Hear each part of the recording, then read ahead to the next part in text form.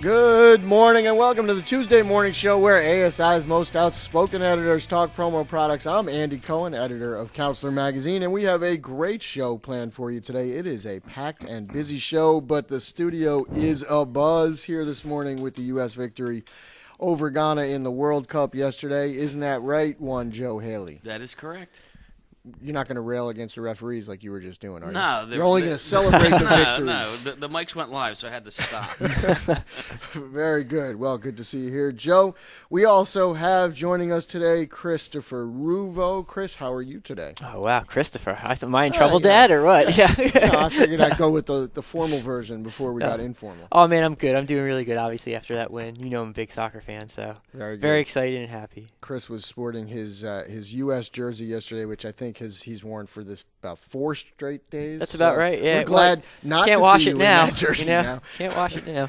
Very good. We also have Nate Kuzma joining us today. Nate is the research director at ASI, and he's going to give us a preview of the Counselor State of the Industry report, which we're hard at work on here at Counselor Magazine. Nate, how are you today? I'm great. Glad to be here. First time ever on ASI Radio.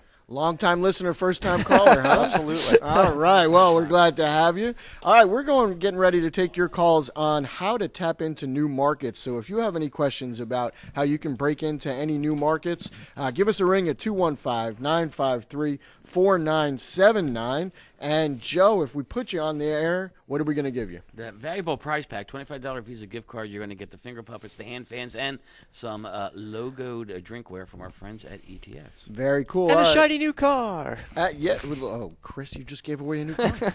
What are you doing? All right, Joe, what else is on tap for today's show? All right, Andy, we're going to hear from those at the Canadian Power Summit. We also have a look at the Counselor SOI preview, as you said. We're going to talk about how the World Cup is impacting advertising and marketing. We're going to learn some words you should never use to describe yourself. 6 things to know about what your competitors are doing right. We also have some 9 credibility-killing meeting behaviors, our favorite things. But let's get it all started, Andy, with the industry news. All right. Thank you, Joe. We begin this morning with marketing news. A new report from Magna Global says that global ad spending will have its greatest increase in 4 years in 2014. The group predicts worldwide ad revenues will rise 6.4%, and in North America, ad revenues are expected to accelerate by 6% to $168 billion. General economic news now.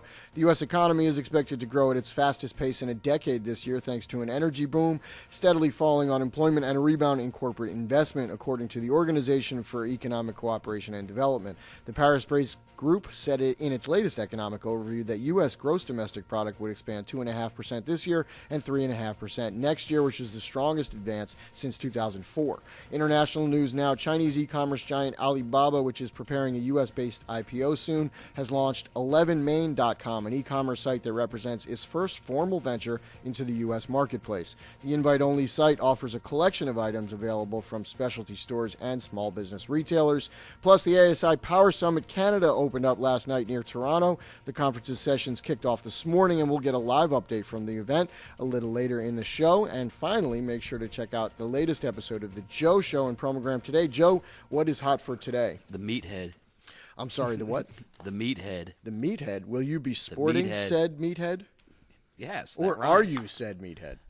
You'll have to tune in to find out, Andy. Check it out in today's Counselor Promogram. All right, as I said, the ASI Power Summit Canada has opened up, and we have Melinda Lagos on line 3 giving us a call from Toronto. Melinda, how are you? I am not in Toronto, Andy Cohen. I'm in Niagara-on-the-Lake. Oh, isn't it all the same? I think you were about an hour from Toronto. But yes, we are here at the ASI Power Summit Canada having a great time. We kicked off last night with our big scavenger hunt around town. And let me tell you, the Canadians are much more competitive than Americans that I've seen. People were just running around like crazy and jumping over themselves trying to, win this contest. So we started off with a lot of fun last night. That's funny. We actually already have some photos from that event on our Facebook page. Make sure to check those out. All right, and what is happening today at the Power Summit Canada? So today we started with the program. It was kicked off this morning with a keynote from a Canadian economist, Brian Lee Crowley. I understand he had some interesting things to say. he had some very interesting things to say. I would say on the plus side, he's very bullish about the Canadian economy. Canada, he says, is one of the few places in the world, that not only has, it's a great combination of an abundance of natural resources, but also has, the government and the knowledge and the transportation, and it has their act together to manage their natural resources. So, he thinks that is Canada's huge opportunity for the future. Natural resources mean oil and gas and also agriculture. As demand grows in other countries, he believes that, Canada is going to be positioned to be, one of the primary suppliers in the world of these things. So he's super bullish on that. What he was not bullish on is U.S. and Canadian business relations. He says they've never been worse, actually. Wow. Why is that? Yeah. Well, he blames the current administration. I guess, there's a lot of, he just feels like the border is thickening, as he calls it. And he said it's not that the U.S. is hostile or anything like that, but he said they're just kind of indifferent and not, he feels, not as willing to work with the Canadian government in trying to, foster good business relationships back and forth. And, he is hopeful that a change in government, obviously there's going to be a change in administration in a few years, might change that. But he was not bullish on that, so that was kind of interesting. The other thing that he thought of as a challenge in Canada, and we know this is a challenge in the U.S. too, but it's going to be even more so in Canada, is that they're going to have a real slow or virtually no growth in the labor force, he predicts, in the next 20 years because, we had a big baby boom in the United States, of course, and all those baby boomers are now approaching retirement age. Well, they had an even bigger baby boom here in Canada, and those people are all approaching retirement. And he doesn't see a lot of those, he doesn't see the young people and people immigrating from other countries making up for that. So he thinks there's going to be a real labor shortage here, and that Canadian companies are going to have to work even harder than U.S. companies to really attract and retain talent. So in spite of being bullish overall in the economy, those are some challenges that he laid out for us this morning. Interesting. Seems like there's some good opportunities and challenges as well in the Canadian market. Okay, what's on tap for this afternoon? Well, we've got golfing, I believe, is on tap. And I am going to see Niagara Falls with one of our colleagues, Dave Vagnoni, because if you recall, a couple of years ago, you and Joe and I were on the Best Places to Work tour around Canada. And never forget Joe and Andy. Joe and I had never, you might, this is a little bit of a sore spot with me, perhaps, but obviously, we wanted to see Niagara Falls, and you let us stop for, how long was it, Joe, like 45 seconds? Yeah, it seemed like that. Look, I have some good pictures of all of us at Niagara Falls, so I believe we were there for about an hour. No. I 15 don't minutes even tops. think we actually parked the car. I think Andy yelled at us. Well, we quickly got our picture taken from the falls. So we're going to see the falls this afternoon. We have some great, other great sessions going on this morning. Another great one that we just went to, speaking of Best Places to Work, is I facilitated a session with Laura Hansen from the Image Group, which is in Canada, and also with Danny Bronstein from the Talbot Marketing, also in Canada. You two might remember that we visited those companies a couple of years ago too, and they talked about some of the keys to making a great workplace. As you guys know, the Image Group is a very dog-friendly workplace. They have 4 or 5 dogs come to work every day, and Laura thinks that's a great stress reducer for employees. And at Talbot, they have all kinds of things going on, including in the Enchanted Forest, which we all saw, which is a nice outdoor space where employees can go and relax and collaborate. So I'm getting some great ideas, too, from the Best Place to Work, and I'm sure we'll be covering all of this in program soon. We sure will. All right, well, Melinda, thanks for the call, and we'll let you get back to the conference. All right, have fun, everyone. Bye-bye. Thanks. All right, you can check out coverage of the ASI Power Summit in Counselor Program today and Thursday. All right, without any further delay, let's head back to the phones to Leighton Lee from ETS Express, who is on line 1, who is ready with our Product Safety Minute of the week. Leighton, how are you today? Oh, doing well. How are you folks doing? Doing good. So what is on your product safety mind for this week? Well, actually, what's on my product safety mind was the L.A. Kings' victory over the New York Oh, you know what? Sore spot. Yeah. I know it is. Not for me. sorry, Vinny, but I know you're a big fan of the Rangers. But we had the LA Kings victory parade in downtown LA. I missed it because I was in my office preparing for this morning's Product Safety Minute. Well, the Product Safety Minute is far more important than the Kings celebrating the Stanley Cup championship. It is. All right, let's talk about Vermont today and 4 other states. Vermont just last week enacted a new regulation that doesn't yet have a formal name, but it is a chemicals of concern regulation. And what do I mean by chemicals of concern?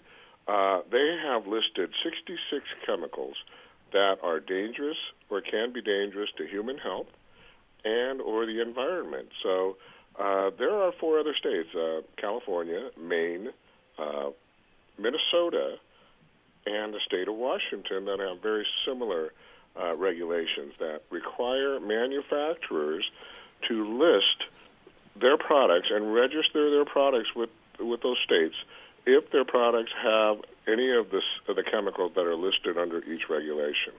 The state of Washington is the most aggressive right now because it's actually one of the oldest or longest enacted, and that has to do with chemicals of concern to children.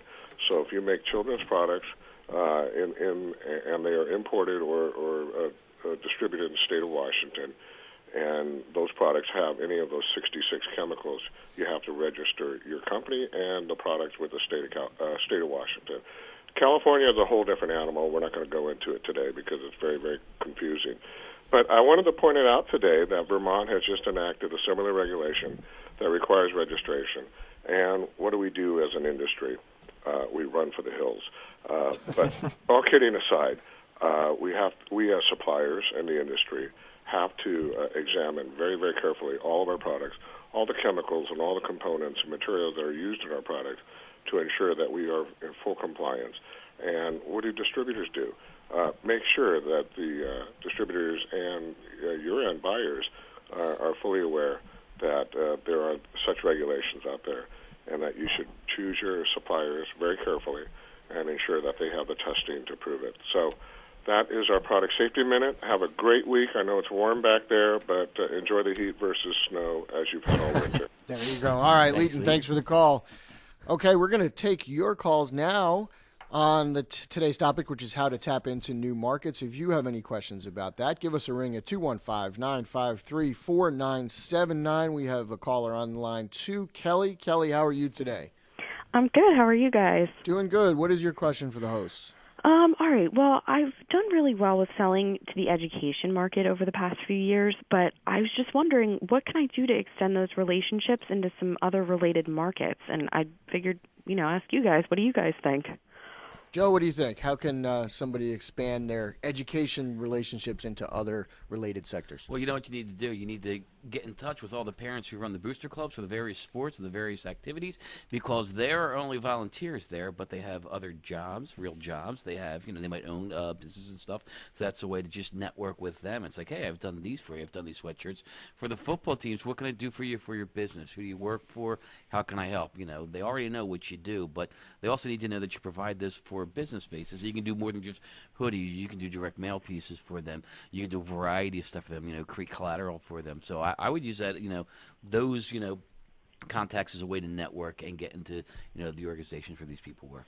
Yeah, an important point that you kind of alluded to there too is, if say you're providing just apparel for a school program, you have to make sure that when you're networking and you're looking to branch out, that you do make them aware that you can provide a whole gamut of products, because they might just think of you as, the Joe does sweatshirts, right. So make sure that the breadth of your offerings are available to them.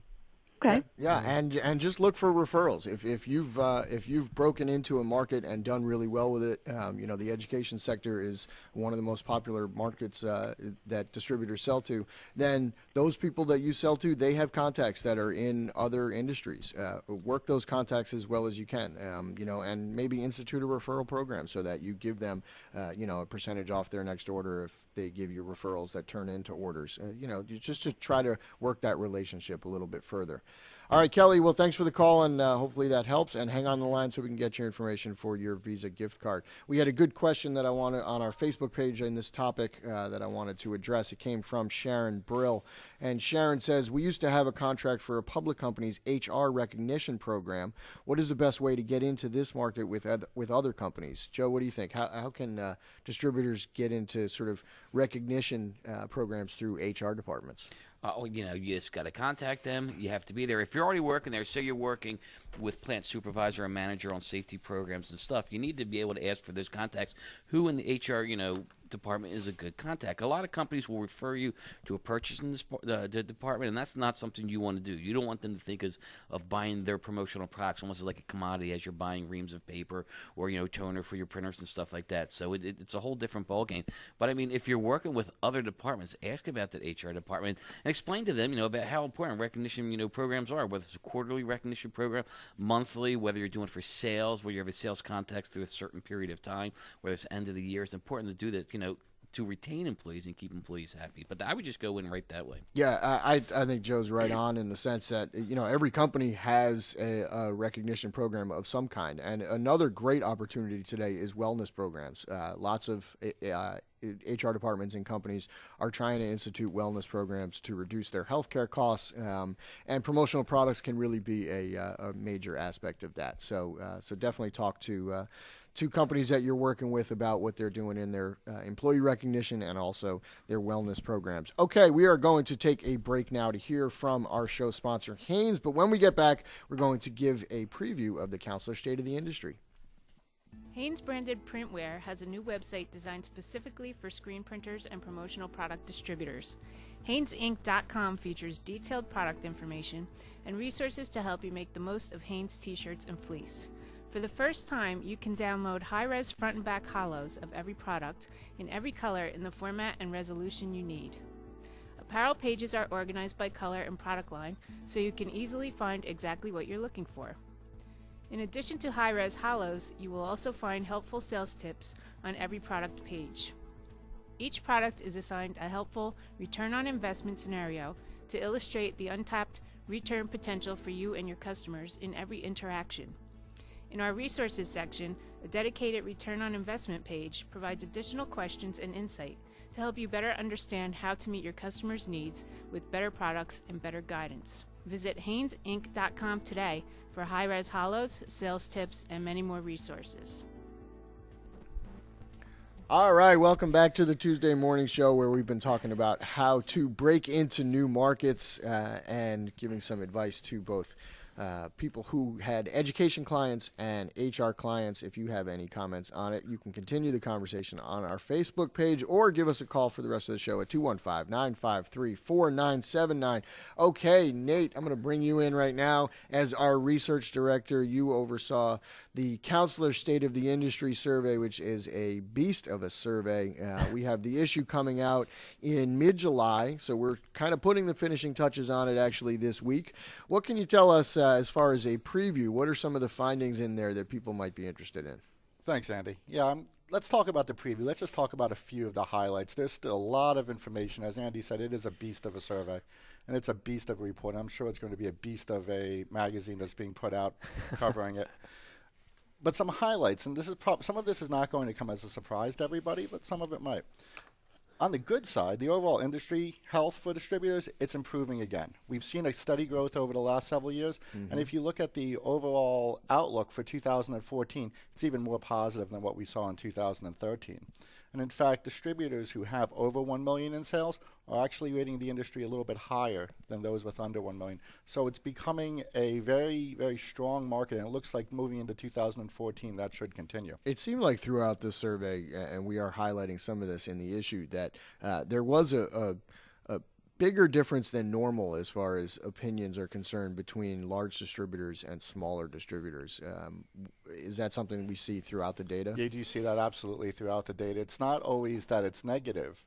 It's that sometimes there's different products that are more appealing, I guess you could say, or that make up a greater percentage of sales for smaller distributors versus large distributors, or different industries. So, for instance, if we look at education, education was an industry where that was more targeted at smaller distributors. More of their sales came from the education industry than the larger. Right. Moving on, though. And those orders tend to be smaller, a little bit smaller from education sector clients than, say, healthcare or insurance or financial clients. Those tend to be a little bit larger orders, and that's why some of that difference splits. That's exactly what we saw.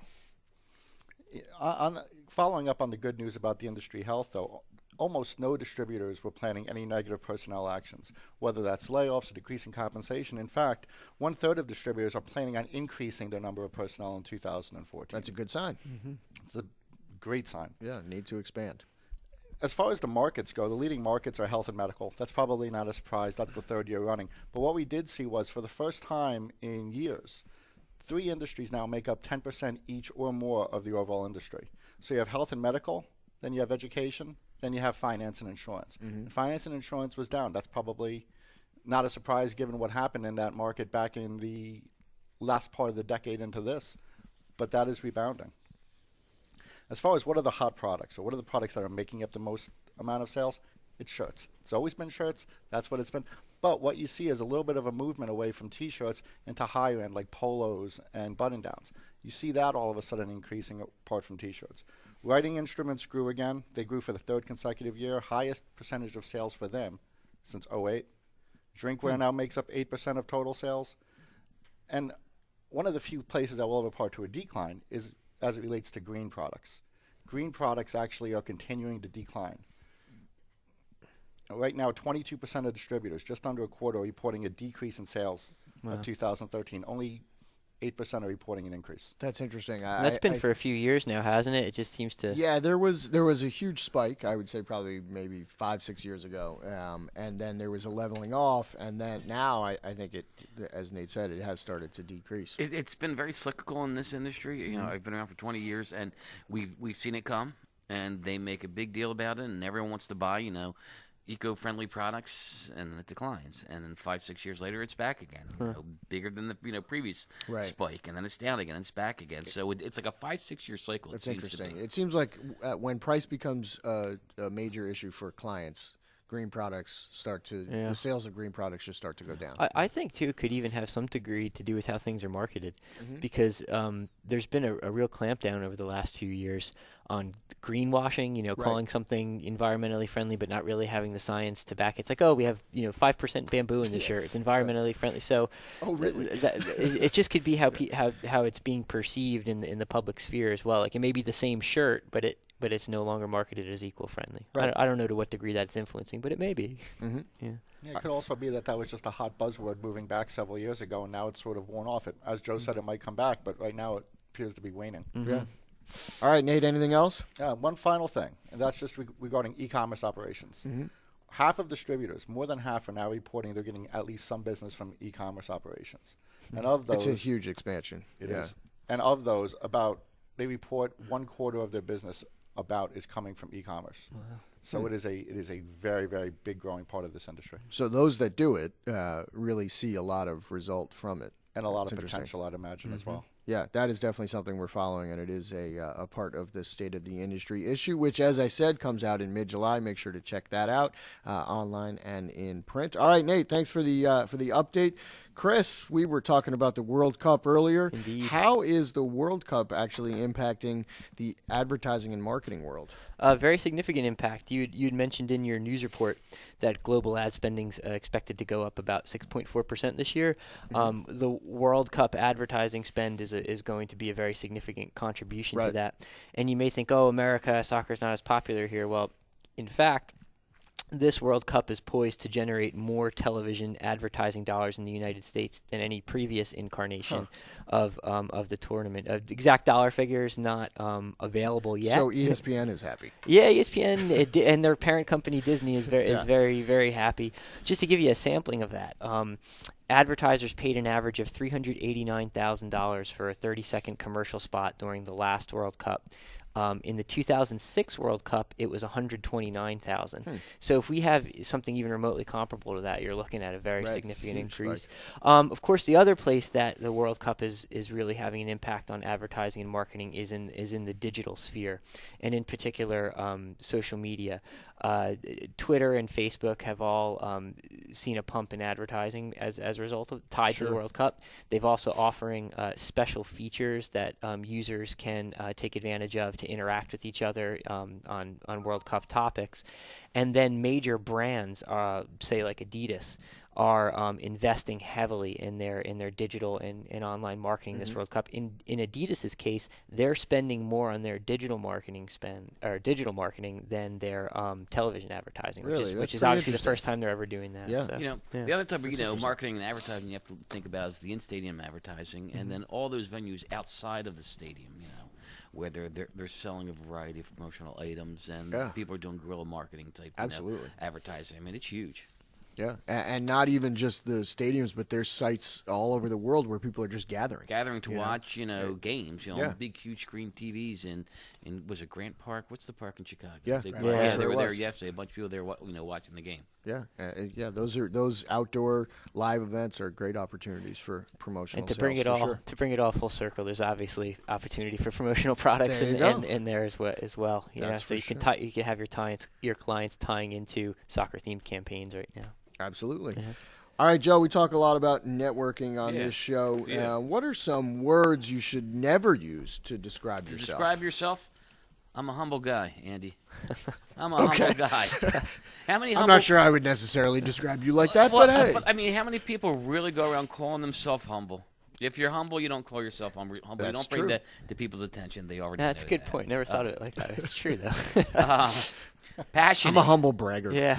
Passionate. I'm passionate. Yeah. Oh, I'm passionate about this. And it's like, you really can't tell people you're passionate about it. You don't describe it. You display it. You exude it. Either you exude it or you don't. It's the old description for how to write a story. Yeah. Right. Show it, don't tell. It. Right. Yeah. Show it, don't say it. Vinny, was I passionate during the Stanley Cup playoffs when the Flyers were playing the Rangers?